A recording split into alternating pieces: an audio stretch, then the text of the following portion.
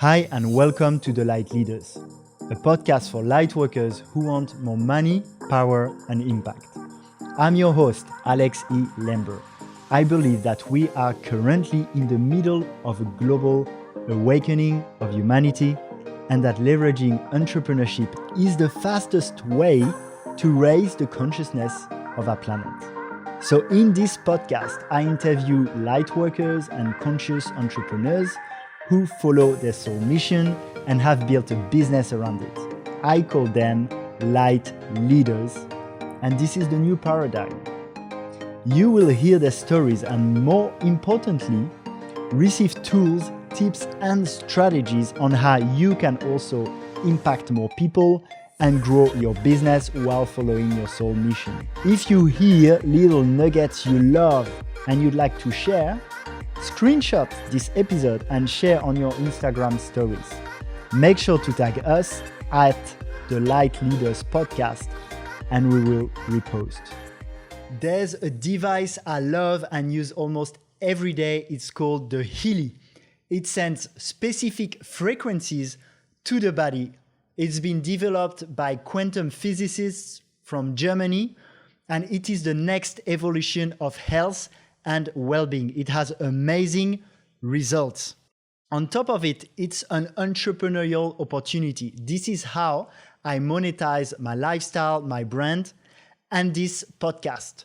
So if you're interested in getting this amazing device for yourself, or also in the entrepreneurial opportunity, I would love to help you. You can go to www.thelightleaders.org/Healy, Healy. Hi, and welcome to this new episode of The Light Leaders. Today, I'm with Eri Kardos. She's one of the most highly referred relationship coaches globally, working with clients across 6 continents, ranging from top tech executives to Hollywood celebrities to world champion athletes. She is known for her passion for helping powerful people create even more powerful relationships. Eri provides private and group online coaching sessions to clients around the world. In addition, she offers in-person facilitated retreats and fully guided intensives to help individuals and couples create the relationships and life they desire.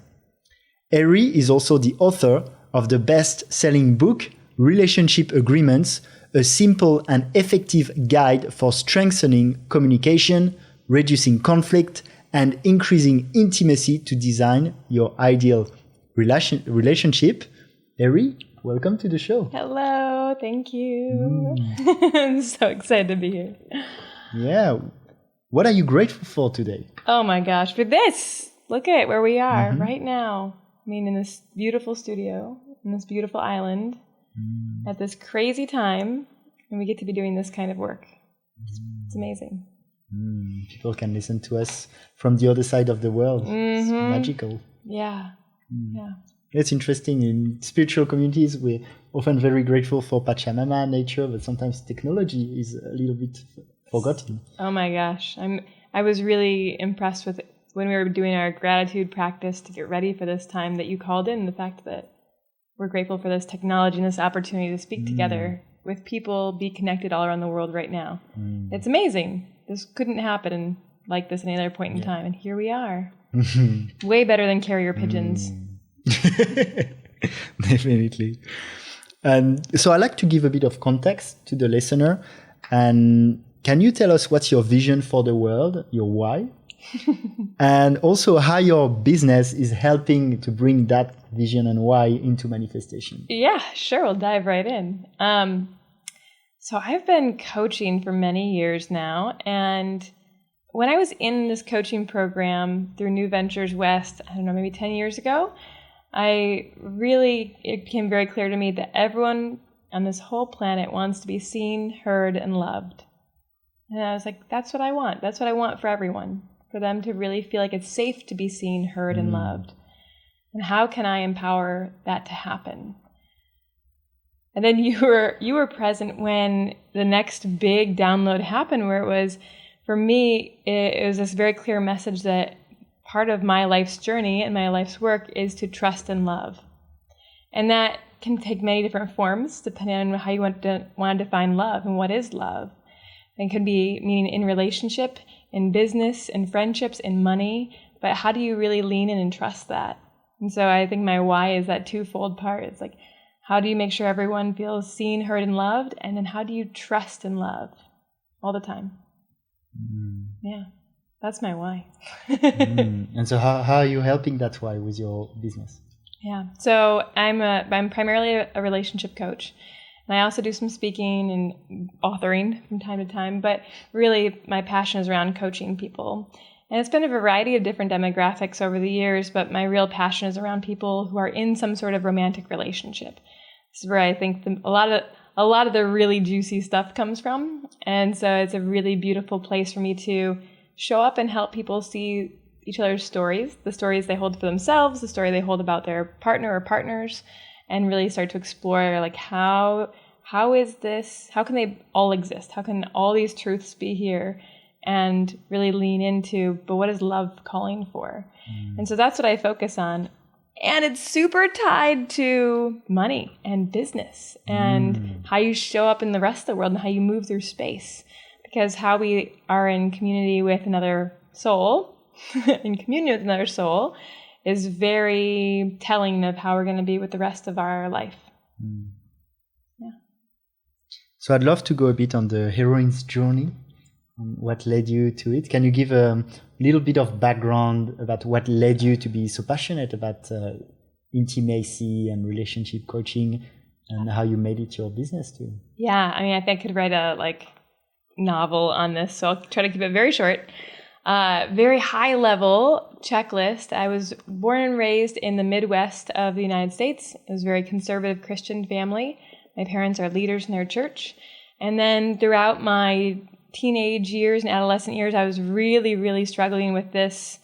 I was really wrestling between religion and my sexuality. And like, what does this mean? And the urges I have and the things I think about, how does all this come together? And then I went on many years of exploration and trying it all and just no bars. I was like, here we go. We're just going to try everything and try to find myself. And through that process, I discovered a lot. I hurt a lot of people. I hurt myself. And I was like, there has to be another way. There has to be a way that I can be authentically me and it be safe for everyone to be authentically themselves. And through the course of all of that, like relationships and intimacy channel, I was also trying to figure out my career for life, because this is when you're supposed to be doing those things. And I ended up getting accepted into a leadership development program with Amazon.com.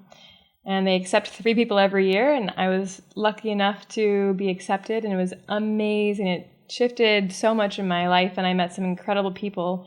Ended up working for Amazon doing leadership development for about 5 years and loved it.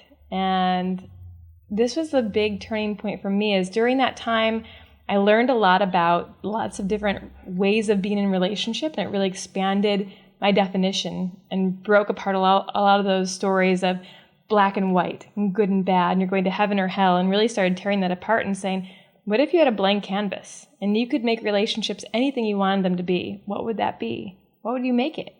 What if I give you permission to just create something totally unseen and that's okay? And it was so powerful. And I had an incredible partner at the time who really was with me on that journey, who's the contributing author to my book.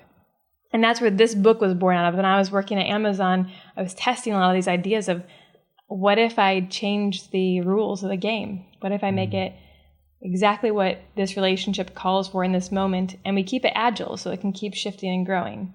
So I also during that time was going through a coaching program, and then I was coaching my leaders at work. And what I found was that when trust was established, that the doors would shut to the office and they'd be like, Eri, can I talk to you about what's happening at home?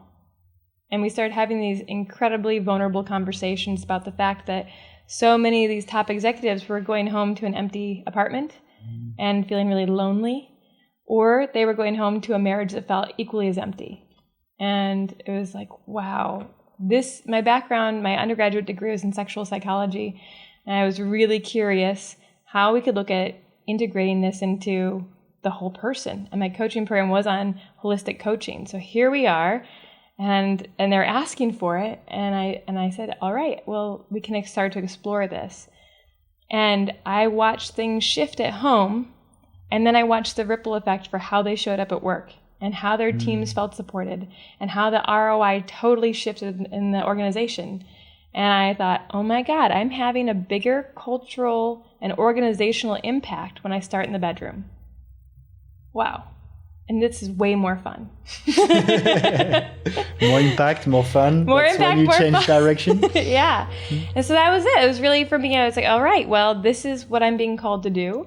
And it sounds crazy, but I'm gonna really just open myself up for this. And very soon after that, I started getting referrals from all my clients to other clients. And I started working with leaders in Microsoft, Amazon, Facebook, Apple. So the people at Amazon, they were paying you? Yes. For the advice? Okay. Yes, so not when I was, sorry, let me clarify. When I was coaching my leaders, that was my job at work. And it was holistic coaching to do leadership development. Okay. But then on the weekends and the evenings, I would be coaching. I would be like outside of work coaching. And this was at first for free because I was in a coaching program. And then it developed into getting referrals and actually turned into a business. So I'm like at Amazon working full time. And I've got a coaching business that's budding.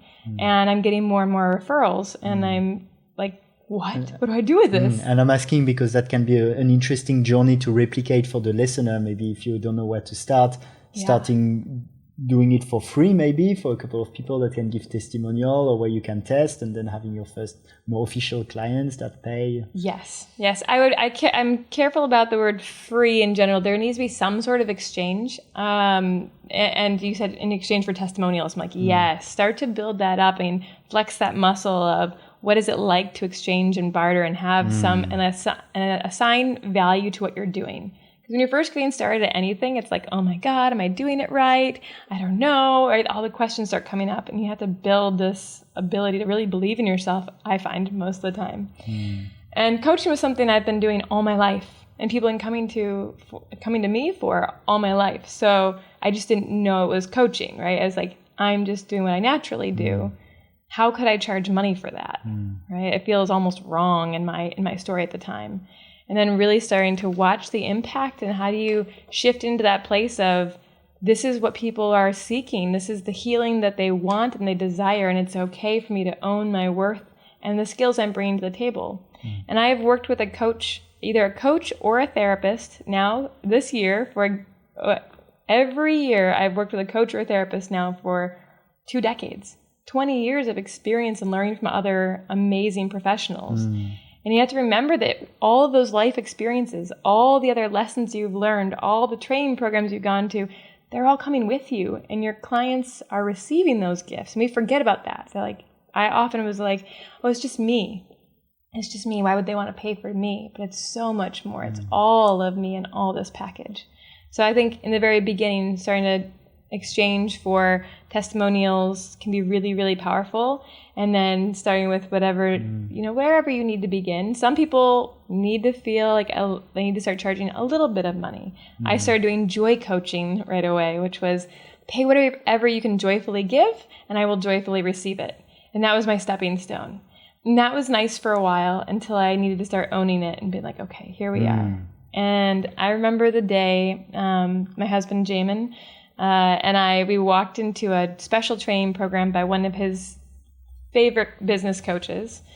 And it was a 3-day weekend event all around business and sales. And he walked into the room, there's maybe 500 people. And I just remember him saying, whatever you're charging right now, go home and double it. And I was just like, what audacity to say that. You don't know me. You don't know my business. You don't know the journey I've been on. And it really pushed me to think about what is money? And how do we assign so much story to it? And everybody's stories are different. And really shifting mindset into what does that mean and how can I cultivate a story of abundance and allow money to just be money.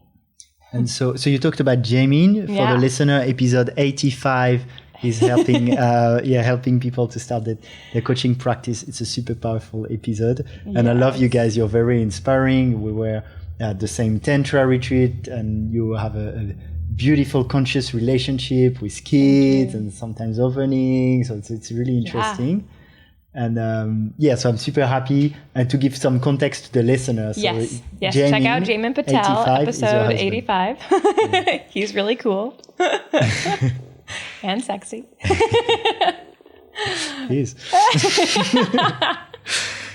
You talked about at the beginning, it felt a bit wrong maybe to charge for helping people. I think it's something that a lot of people may have. You talked about rewiring it. Yeah. Was it you talked about having a coach, or was that the main thing? How did you rewire that limiting belief? That was a long journey. And I just would say that one of the biggest things I've learned through the years is the power of having somebody give you permission. And so usually I find the best people for me are coaches. And so but not just any coach. Everybody calls themselves a coach now, I feel like, especially in Bali. And so it's really amusing. And people ask me, how do you find a coach, or how do you find a therapist? And I'm a little bit, I was originally very anal about it. I remember when I moved to Seattle and I was looking for a therapist, I looked up made a spreadsheet of 65 of them. I narrowed it down to 32 that I kind of resonated with. And then I contacted them and I interviewed, I think 12. And then I found the one that I liked. And then or the 3 that I went for in-person interviews with. And then I found the one that I liked. That's a long freaking time. And now that I've been through this a little bit more, I'm like, you know what? Your intuition is freaking smart. If you just want to spend time talking with a few people and open up the idea to, I'm ready to be coached, who's the next person I should learn from? And then trust that. There's something to be said there.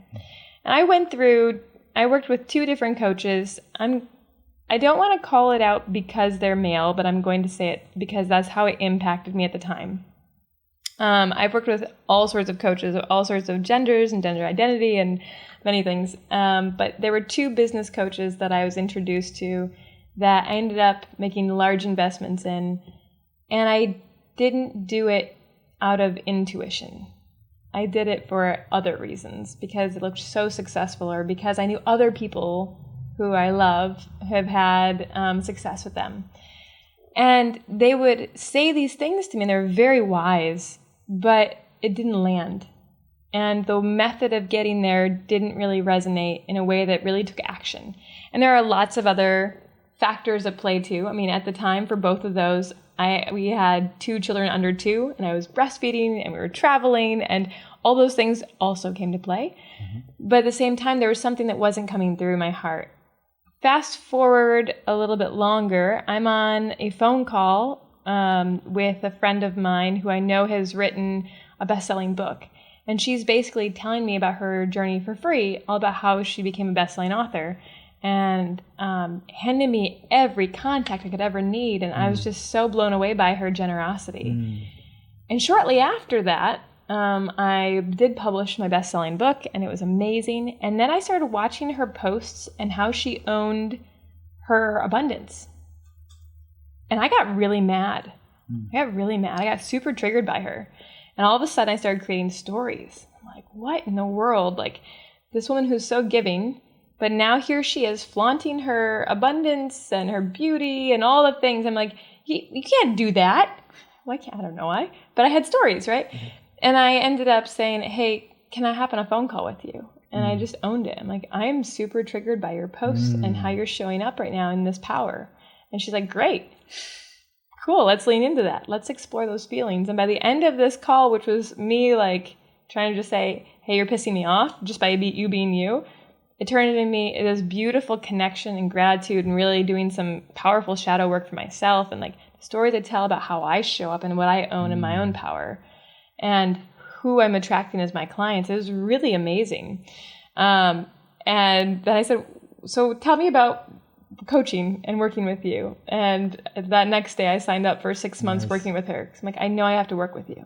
And what kind of exercises did you do together? So that was 6 months of really leaning into business and how I show up as a powerful female entrepreneur. And her name is Jolie Dawn, and she's amazing. and how we really tap into the spiritual aspect in guiding our business. It was shifting a lot of the mindset around what is money. And she had this quote, and I'm going to forget who told it to her, but she said, "If money were your lover, would it want to have sex with you right now?" I was like, oh, God, no. No, it would not. I am distant and cold, and I would not want that. It reminds me, I did a letter to money. When you speak to money as a person, you realize how a bad friend or lover you are. Yeah, it's incredible. And people always say, what's your relationship with money? But we don't think about it's a relationship. If you were in a if you said, I'm in a relationship with so-and-so, that would come with some connotation of how you're going to show up, how you're going to take care of them, how they're going to take care of you.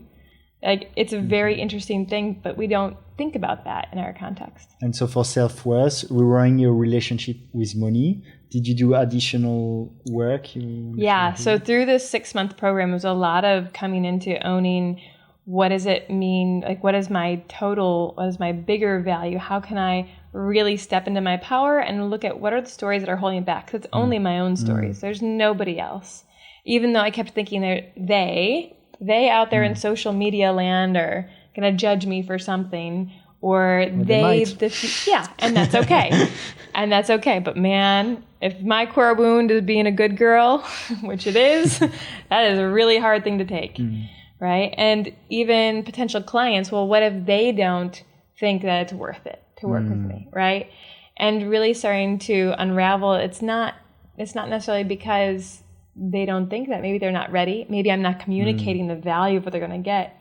Especially in terms of relationships, people don't often go get coaching on relationships. They go for business coaching, right? Very easily. It's probably easier to sell business coaching because like you invest this and then you make this. Well, it's like when you say you invested this and then you're happy or your relationship's better, it's a bit harder to compare. It's so much harder to compare. But I've seen it have an organizational change. I've seen it have a direct impact on families' happiness and on businesses and how they grow.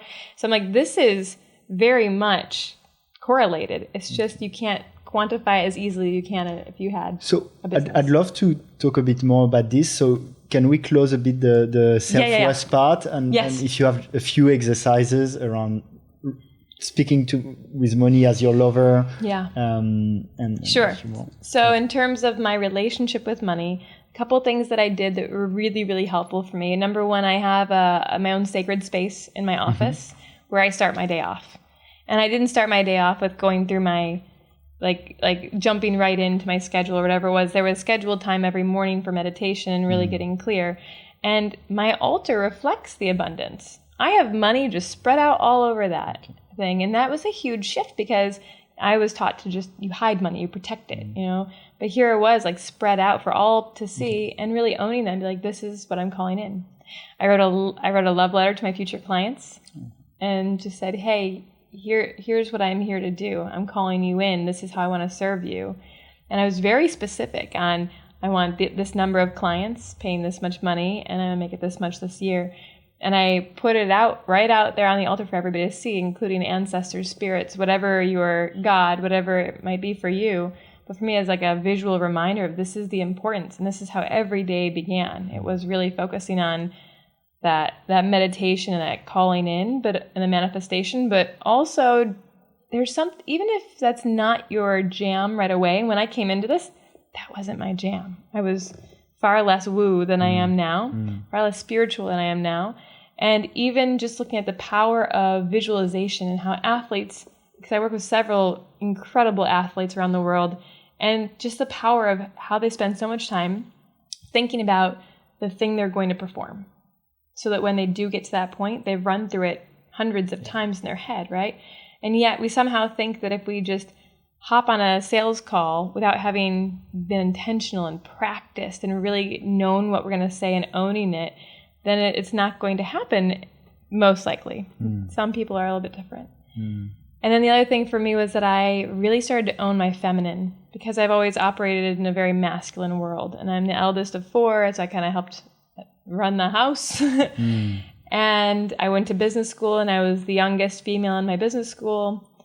And second youngest person to graduate in the school. And it was really fascinating to just be like, I am competing against a lot of older men for what I'm trying to get. It's a very like male-dominated space. And at Amazon, also male-dominated. So, and then at one point in my life, very small side note we won't go into, I joined the Air Force, ROTC, on a dare. And I was in the military for a year. Very male-dominated. So it was just like time after time after time of trying to prove this and hold my masculine, being very proud of how masculine I can be. Until I really started working with Jolie, and then I was like, what would it be like to really relax into my feminine? And when Jamin and I got together, this was his invitation to me. And at 2, he had invited me, like, what would it be like for you to relax into your feminine? Because you've never really gotten to do that. And he bought me a pair of earrings. I didn't even have my ears pierced because I'm so masculine, I don't need my ears pierced or was something like that. So really starting to lean in with him was so beautiful, but I still like held it tight anywhere else in this. So then when I was working with Jolie, it was really looking at how do I step into this goddess? How do I just let her flow? How do I trust my intuition more in my business? How do I call in the clients that I want instead of like doing everything in spreadsheets all the time? And strategy is really important. I didn't throw all that away, but I brought in much more flow and openness. And even when I was having conversations and discovery calls with potential clients, I'd just be here. Like my hope is to just be completely present and in flow with you. And then I learned this beautiful trick of when it's time for me to do that thing that was so scary for so long of making a sale, right? Of saying what it is to work with me, of owning my worth. I learned the power of really getting grounded and then turn on my masculine and speaking the number from that place and then holding a very strong silence for them to have whatever feelings they wanted to have and that all be okay. And not being committed to this, I need a yes, I need a yes, I need a please say yes, or oh my God, what if they say no, oh my God, right? It was just like neutral, like this is your journey, I'm right here. I know I can heal you, right? And so if you're feeling that fuck yes too, then I'm right here. And if you're not, then let's talk about that, and that's okay. It's a very different feeling when you can operate from that place. It's beautiful how you combine those masculine and feminine approaches that both have their own value. Yeah. If we keep going on how you grew your business, so you talked about starting to do coaching for people in different companies then. What was next?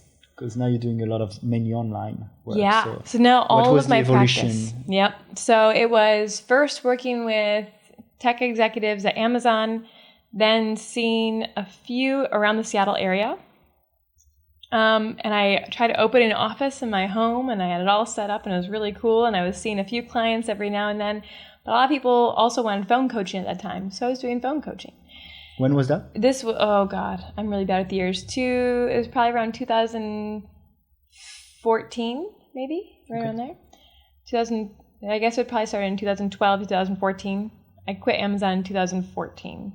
And then I was like, you know what? I am being called to travel. And so I'm leaving Amazon. I'm going to try to keep my business going and I'm going to travel for 8.5 months around the world. So my partner and I packed everything up, sold the rest, and hit the road with a carry-on bag. And I think we went to 15 countries across 6 continents in 8.5 months, and then ended in Burning Man, and it was amazing. And during that time, I got to speak in almost every country about lots of relationship topics, sex-positive topics. It was really fun, and people wanted to hear it, and I got to learn about the cultural differences in each of these topics around the globe, which was really powerful, especially when I was speaking in Israel. And then from there, I kept maybe a handful of clients that still wanted to work with me even when I was traveling. And I was just blown away by their dedication. They're like, yeah, when you have Wi-Fi, then we'll have a talk. And they would drop things from their calendars. They're very incredible professionals, and they would just clear it out. I'm like, this is really saying something. Why don't I receive it? Why don't I receive this message better? And so I got to explore that a little bit. So anyways, I traveled around the world, still kept coaching, came back and decided I don't want to go back to Amazon. I love the company, and that chapter of my life is closed. I think I just want to do this full time. And I launched my coaching practice full time, but all 95% of virtual. I still see clients in person from time to time, but it's not a it's not a have to. Mainly, so online, you have private clients, group coaching also, online programs? Yeah, so I have 2 online programs. Right now, neither of them is running. They'll be starting again in January and February. One of them is called Ready for Love, and it's for single individuals who want to prepare for being in a relationship and look at core wounds, do some shadow work, look at how do we build better communication skills and be able to look for stories ahead of time and examine what our baggage is, and help your partner identify and connect, and also ask for what you want. And so that's a lot of what my Ready for Love program does. And then my other program is called The Great Date Escape and is designed for people in partnership. Usually it's monogamous couples, but I've had a lot of open relating folks join too. And it's taking you on a journey where you learn similar tools to Ready for Love, but how they apply when you're actually in partnership and triggered all the time by your partner. And how you can work through it together and really uncover the core wounds that are there. Because there's always this intersection where we are driving each other crazy and we're both punching each other in the core wound intentionally or unintentionally. And we don't even know that we're doing it. So how do we break that apart and really start to find ways to heal instead of continue to have destruction and trauma? So that's my favorite spot. And I do that through the power of dates. And so I've curated maybe 100 or so dates now over the course of many years, and I've tested them on hundreds of couples around the world. And they're dates that you can do from the comfort of home within 30 minutes, or you can go longer. But they're all building on tools that I've learned from amazing coaches and training programs and things I have developed. And you get to actually put things into practice without the pressure of like, now we have to sit down and do this thing. Instead, it's very much like, all right, well, it's date night. And instead of just going to our go-to where we're going to, watch a movie and have dinner, instead it's going to be really connective. And it doesn't have to be long. It can be. But we have very clear instructions of what we're going to do. And I become kind of like the dating dominatrix. And I say, all right, well, Alex, this week's date is your lead. You're the lead. You're the date night driver. And your partner is going to be the co-pilot. And the co-pilot has no idea what's going on. But you're going to get the instructions that tell you all the things you need to know for this date. Oh, that's cool. And then next week, the roles reverse. So everybody gets a turn, because I think a lot of people get stuck in this same old recipe over and over and over again. And usually there's one person who initiates and the other person doesn't. And there's a lot of reasons why. And instead we can just take those stories away and be like, show up open-minded and open-hearted and let's get curious together. You're different today than you were 6 months ago or when you met. And you're going to be different in 6 weeks from now. And you get the person in the other role, right? Yes. So like the usual masculine that's going to lead then gets in the other position. Right. And I guess you understand a lot better the other. Yeah, sounds exciting. Exactly. It's so fun. It's so cool. And watching people go through that shift is like, oh, I love it. And so with all this, did you build them one by one? The dates? Because you have 2 online programs. You have a private session, group sessions. You have a book. Yeah. Did you focus on one after the other and create the next offer after, or did you combine them together at the beginning? Great question. It was more of a process. The private coaching always was there, and I followed the strategies that I was taught in my coaching program at first, and then started mixing in more things from my life experience. Then I decided I was going to publish a book, and I really was focused on that. And I got it published 1 month before I gave birth to my second child, and so it was mostly like pregnancy was focused on birthing a book before I birthed another child, right? It was really cool. And then the coaching programs for the couples, they just started coming. Like it literally came to me in dreams. When I was putting my children to bed, I had this very clear vision that I needed to make something for couples. And it was straight download. It was crazy. Actually, to talk about the book, did you find it was very helpful for your business? I'm going to be super honest about this book.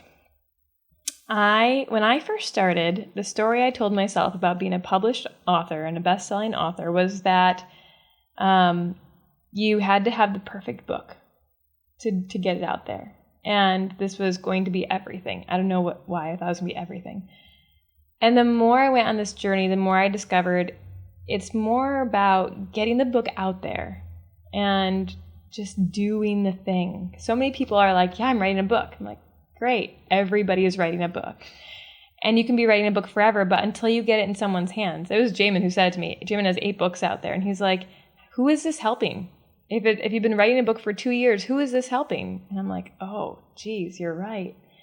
And Jamin is a super human, not even human. He's an alien creature who can write a book in like a week. And so he has his own process. But when I had that little seed planted, I was like, who am I helping?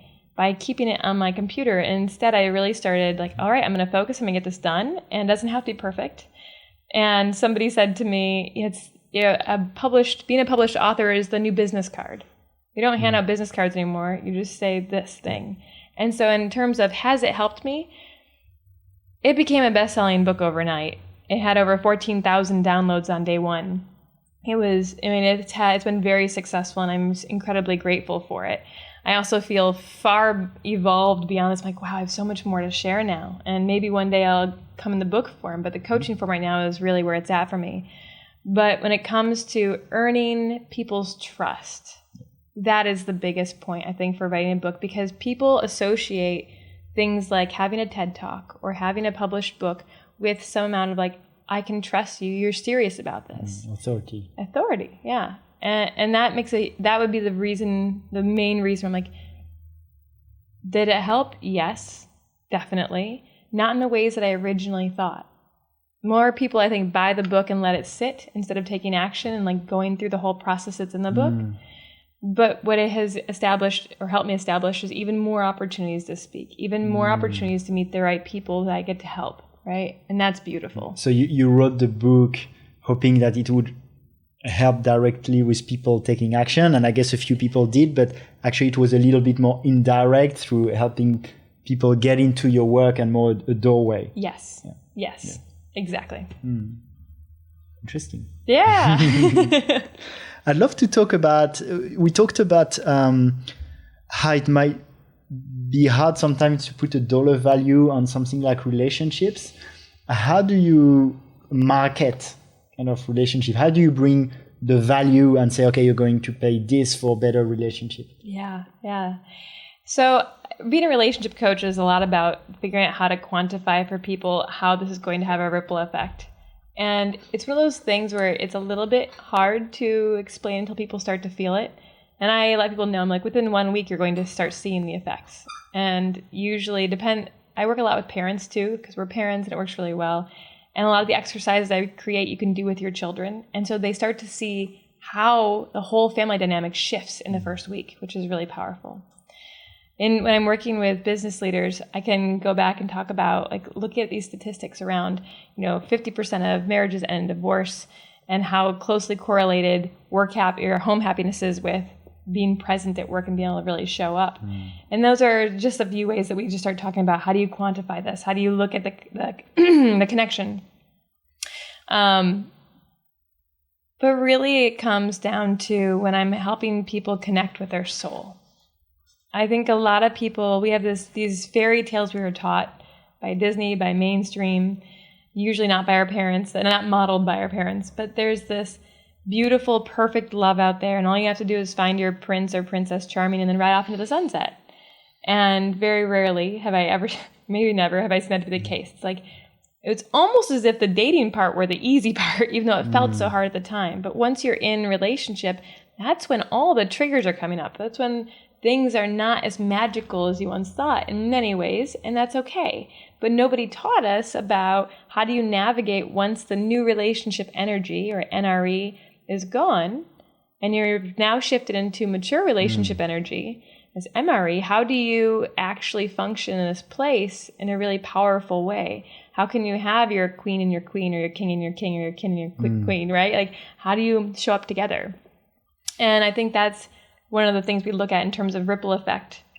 And how do you really settle into this? Because when you both are showing up happy, think about how much time and energy that you're not wasting thinking about, oh my gosh, what if my wife texts me? What if my husband goes out again tonight and I don't know what's going on? We spend incredible amounts of time being human, thinking about our beloveds or about being lonely. And is that what you told me before the interview, that your relationship happiness can impact your ROI? Oh my gosh, yes. So big. And there have been a couple different studies where they've tried to look at this. Again, it's hard to quantify. Yeah. I can just tell you from years of doing this, years of experience both in corporate America and then watching different businesses out from the outside, that it's extremely different. And I'll have managers who say that their team members are like I had one manager last week who's been going through some relationship challenges in a really large company that designs really cool things for space, outer space. And she was saying, you know, I had my team members come up to me in our meeting, and she said that they all thanked her for coming back. And she's like, what do you mean? She's like, they said, you've been distant and absent as our manager, and we trust you, and we know you're going through a lot in your relationship. And so we've just kind of been waiting for you to come back, and it's been months. And they thanked her for like being back, present. She was present again, and she was really the manager that they remembered. And it's all because of what's happening at home. It's like this impacts so many different worlds, and we're not always aware. She wasn't aware for months. She thought she was still like holding it together and faking it well enough, but we can feel each other, even in an office. So we've talked a lot about mainly people who would be already in a intimate relationship in a couple. But you told me also about how to date yourself in order to grow your business. Yeah. What do you mean by that? Yeah. So a lot of the program I have for Ready for Love is about learning to love yourself. And a lot of the dates that I designed are exactly the ones I've taken myself on. And taking another business, I have had the beautiful opportunity to coach a lot of especially female entrepreneurs who have come to me and said, I want to grow my business. Bali has lots of entrepreneurs who are trying to really step into their calling. And so much of it is around, are you comfortable with yourself? And so I help them design different dates. Some of them being like I have one where it's your own luxury date. Take yourself on a luxury date. Where do you want to be in the next 1 year or 5 years? Where is that place that's in your fantasy but a little bit uncomfortable? And for some people, it's being out in an epic place in nature, and that's the luxury, and having the freedom to be there and just being creative with their pens and paper. For some people, it's going to that 5-star hotel and just sitting in the restaurant and enjoying a cup of tea while you're working on your design, right? And so it's really allowing yourself to step into that place and to really feel it in a very visceral way and own that. So that's one of the dates that I would encourage people to take themselves on. It's like, what is that vision? Who do you want to be? And really start stepping into it and allow yourself to feel it. Yeah, it was interesting when you talked about the need to be loved for people. I love to be loved, but I'm working a lot on not needing to be loved. Yeah. Which I feel is actually the right way to enter a relationship. I agree. Yeah. 100%. But it's the opposite we were taught. You're supposed to, quote unquote, find your better half. I'm like, I don't want a better half. I'm freaking awesome. And I want 1 whole plus 1 whole to be 2. And I want them to feel so confident in who they are. And I feel so confident in who I am that when we come together, it's just powerful. And you can't do that if you're holding on to the story of your better half. Because that creates codependency. Yes, exactly. And unhealthy dynamics. And then 10 years later, you'll be looking for a relationship coach to help you untrain all the things you've trained each other to do. Yeah. And so how do you really become strong in yourself? And that shows up in your business especially, right? How do you stay strong in your business? And how do you stay strong in me as a leader? But at the same time, how does that then, what if you have a rough day at work?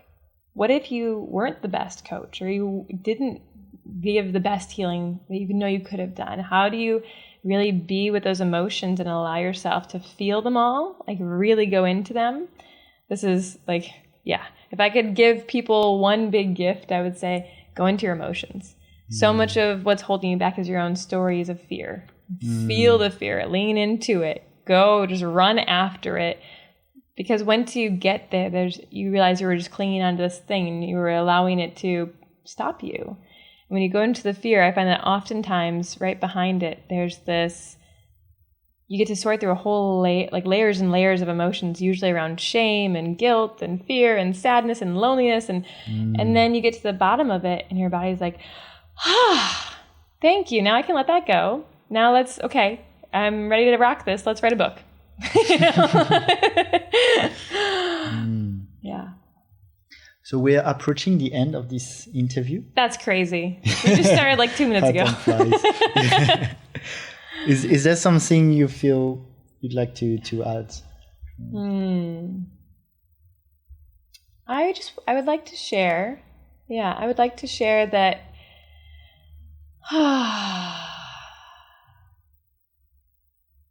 it's oftentimes really easy, I've seen, for entrepreneurs especially, to get stuck in one part of their body, especially their head, as they're trying to create, launch, grow, scale, whatever it may be. And just really encouraging you to create space for yourself, to have that quiet creativity and really drop into your body and check in with like how everything is feeling. There's one practice that I love that comes from parts work, where I just sit and I allow myself to listen to all of me, especially when I've got a point where I need to make some big decisions. And I'll just lay down on my bed and take a few slow, deep breaths, and I'll check in with each body part, and I'll say, hey, heart, how are you feeling? What are you experiencing right now? And I'll just listen. And I am blown away every time by the depth of feeling and different stories that come up. And then when I'm done listening, I'll say thank you, and I'll say what other body part wants to talk. Hey, throat. Hey, solar plexus. Hey, pussy. Hey, right? It's like you just go everywhere and you check, and sometimes it's the weirdest body part. It's not just chakras, right? Sometimes it's like my little toe has something to say. It's really aching. Like, oh, you're really aching. Or my shoulders are super tense. It's like, hey, what's going on? And when I listen to their story, and they each have their own individual story and their own wisdom, and instead of trusting just my brain, it's like walking into a boardroom and all the chairs are filled by these extremely talented directors, but we only listen to the loud, obnoxious dude who walks in and won't shut up, right? And he's kind of running the meeting. And we're like, why do we let him run the meeting all the time? Why don't we listen to everybody? So if that happens for me, if my brain starts to like take over, I talk to him. I'm like, hey, so I noticed you have a lot to say. And I just want to ask you to sit quietly and wait your turn. You're going to go at the end, and what you have to say is important, but let's listen first. And when I acknowledge him and give him respect, and I give him that space, it really shifts things. And everybody else has a stronger voice. Everybody speaks. And by the time I come back to my brain, 99% of the time, he's quiet and he has nothing else to say. So really taking the time to allow yourself to contain those multitudes and just be all those things and breathe into them will give you such clarity in where you need to go in your relationship, in your life, in your business. It will shift everything. So there's my invitation. I love it. Your body is like a board of directors. Yes, your body is the board of directors. Make sure you check in with all of them. It makes me think of a practice I've done a few times. It's by Napoleon Hill. But instead you imagine you have a board of directors with, for me, there'd be Steve Jobs and there'd be Osho, or like different people, and you imagine the people talking. I love it. I'll try the one with the body. It's Thank cool. you.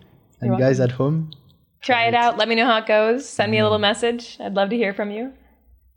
Yeah. Any other little actions you'd encourage the listener to take? Maybe simple ones right after they listen to this. Very actionable. Breathe. You're probably not breathing. Take a breath. I don't think nothing is like coming through as like, this has to be said right now. So I'm going to trust that. I'm listening. One second. I'm listening to make sure. And if you don't have a coach, I would really, really invite you to find a coach for yourself, to lean into that, to find the right person who can give you that permission. There's something really, really powerful, and it doesn't matter if it's a coach on your health or your business or your relationship or whatever it might be, but just lean in, being open to that, and not letting things be an excuse. When I remember going for when I felt like I really needed to work with a certain coach, I remember just hearing her rate and feeling blown away. I'm like, I could not, like the story of First Camp, like, I can't do that. I can't spend my money that way. I can't spend my family's money that way. Yeah. But I also trusted it. And I said, I'm going to take out a loan to work with this coach. And it was exactly the right move on every level of my life. So just lean into like, are you being called to work with somebody? And if so, like have a conversation with them. Last thing, how can people follow you and what's next for you? Yeah. So you can follow me on Instagram. I'm not super active, but we'll see. I do me. Facebook, I have a Facebook community you're welcome to join. It's called Love and Relationships. And we do some stuff in there. I'm going to be launching some free Facebook Lives and doing Q&As in January. And then I'm going to be having a holiday giveaway that starts at the beginning of next week. So by the time you listen to this, it will have already launched, and I will be giving it away for free still. But it's all about navigating conflict. And so if you are feeling stuck in anything around navigating conflict, just go to my website, sign up for the newsletter, and you'll probably get the whole thing, or just email me and I'll send it to you. So that's really cool. And then my group program and singles program will launch again at the beginning of the new year. So if you're interested in learning more, you can just message me on Messenger or email or my website, whatever feels best for you. And let's just hop on a call. I like to keep things really personal. That feels important to me. So yay, let's chat. Thank you, Eri. And I really want to acknowledge you for bringing all your wisdom and knowledge to help people with their relationships in the first place and doing this so well. And at the same time, sharing how you built your soul-aligned business around it. I can't imagine doing anything else. Thank you also to all the listeners. And Eri, do you have a last word for the listeners? Thank you. It's such an honor and a joy to speak with each of you. And thank you for listening in. It means a lot. And before this, we really tapped into being with each of you. And so I just want to call that out and say that just in the same way that the right people who I want to work with are called in to work with me, I believe the right people are listening to this at the right time. So thank you for tuning in. This is big stuff. Thank you, guys. Thank you, Eri. Yeah. Thank you for taking some of your precious time to listen to this podcast. If you stayed until the end, I assume it was insightful. If you like this podcast, please share with friends. Remember that if you tag us in your Instagram story at the Light Leaders Podcast, we will repost. Tell us what you've learned. You can also leave a review on your favorite podcast platform. Now, if you think I can help you grow your soul mission business, you can register for a free 15-minute coaching call with me. Go to www.thelightleaders.org/free call. Thank you again, and let's co-create the conscious new earth together.